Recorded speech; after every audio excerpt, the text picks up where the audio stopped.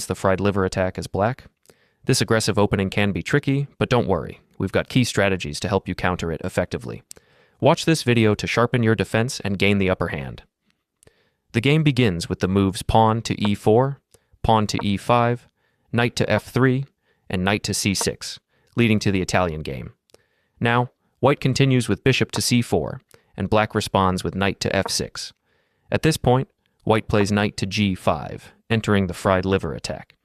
In a previous video, we discussed the line where pawn to d5 is played, and after the exchange, capturing with knight takes d5 is a mistake. White can now strike with knight takes f7, launching a dangerous attack. We explored key variations where white easily pressures black. To counter the fried liver attack, today we'll examine bishop to c5, known as the Traxler counterattack. At first glance, it may seem like a blunder since white can simply capture with knight takes f7, forking the queen and rook. However, this is exactly the idea behind the Traxler counterattack. We invite white's knight forward to launch a counterattack with bishop takes f2, check. In this variation, we'll explore two main responses. White captures the bishop on f2, white ignores the bishop and plays king to f1. First, if white captures the bishop, we respond with knight takes e4, check. At this point, white's king has 6 possible moves. 4 of them lead to immediate loss, while only 2 avoid a quick defeat, but even then, white's position remains extremely difficult to play. Let's start with the first variation, where white plays king to f3.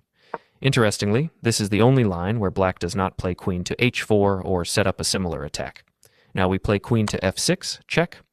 In the other 5 variations we'll examine later, the key move will always be queen to h4, but in this specific case, white is forced to capture the knight.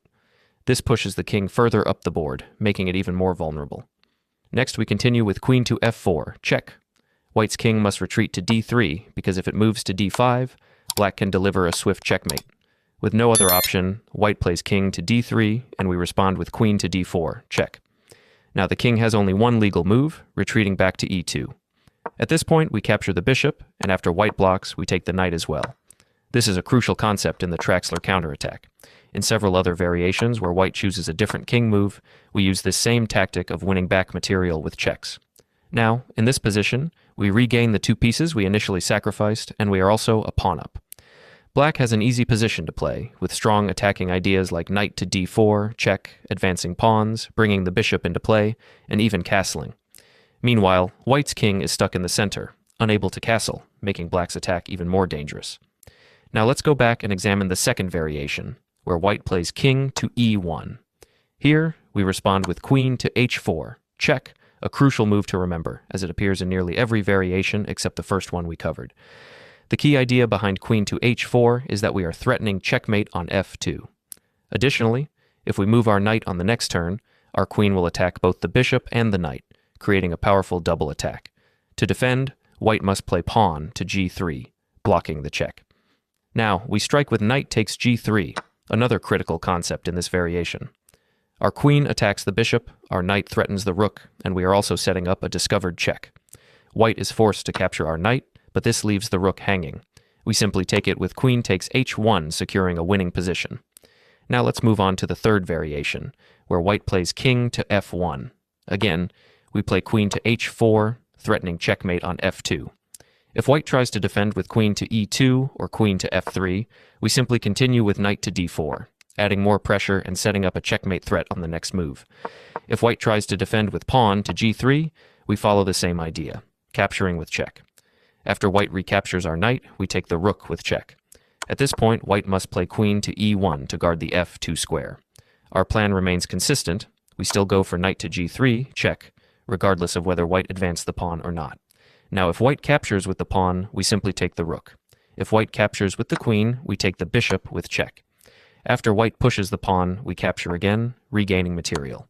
Similar to the previous line, we come out ahead, gaining back our sacrificed pieces while remaining a pawn up. Now let's examine the 2 white moves that don't lose immediately.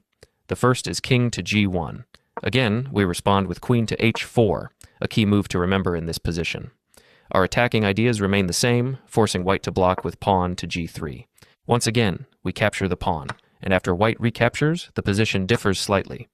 Here, king to g1 doesn't lose immediately because the king still defends the rook, and we cannot capture the bishop with check. Instead, We play queen takes pawn with check, forcing white's king back to f1. Now, a crucial move, rook to f8. This gets our rook out of danger from white's knight, setting up even stronger attacking chances. Now, the knight is pinned to the king, making it difficult for white to defend. Even though a computer evaluation might say this position is equal, it is actually quite challenging for white to play accurately. Black's plan is straightforward. We will push pawn to d5, attacking the bishop and preparing to develop our own bishop to either h3, check, or g4, targeting the queen. Additionally, pawn to d5 blocks white's bishop's diagonal, making it easier to capture the knight on f7 later. Because of these threats, white's position is far from easy to hold. Now, let's look at the second move for white that does not lose immediately, king to e3. This move seems unusual and counterintuitive, as the king moves further from safety and deeper into the center. After this, we continue with queen to h4, maintaining our usual threats of queen to f2 or queen to f4. White can try to defend by playing pawn to g3, covering both threats.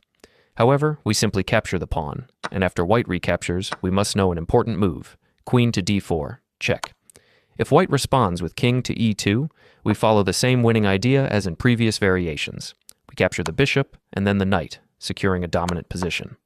White is now forced to move the king to the left with king to f3.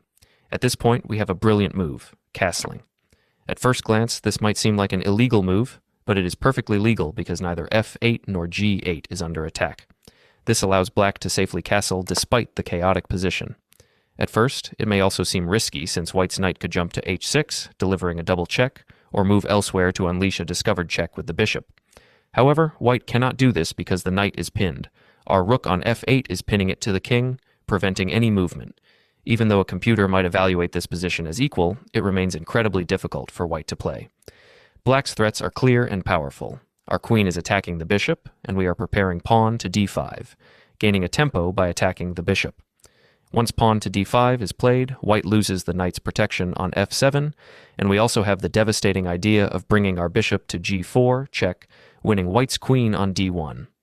Now you might be wondering, we've already analyzed 5 different king moves, so what's the 6th variation? I've saved the best for last because my favorite line comes next, king to e2. Here, we start with knight to d4, check, forcing the king to move up. If white retreats to f1, we continue with queen to h4, just like in previous lines. If king to e3, we again play queen to h4, maintaining our threats. If white captures our rook on h8, we have a forced checkmate in 7 moves. The first move is queen to f4, check, forcing king to d3. Instead of just winning the queen, we aim for checkmate with knight to c5, check. White's king is pushed to c3, and we sacrifice our other knight with knight to b4, check. If white captures with the bishop, we simply play queen to d4, checkmate. If white moves the king to b4, we play pawn to a5, check. Depending on which knight white captures, we either checkmate with the bishop on d7 or push a pawn for the final blow. If king takes b5, we continue with pawn to c6, check, and if white moves to b6, we play knight to a4, check, forcing king to c7. Now, the finishing touch, pawn to e4, checkmate. An absolute masterpiece.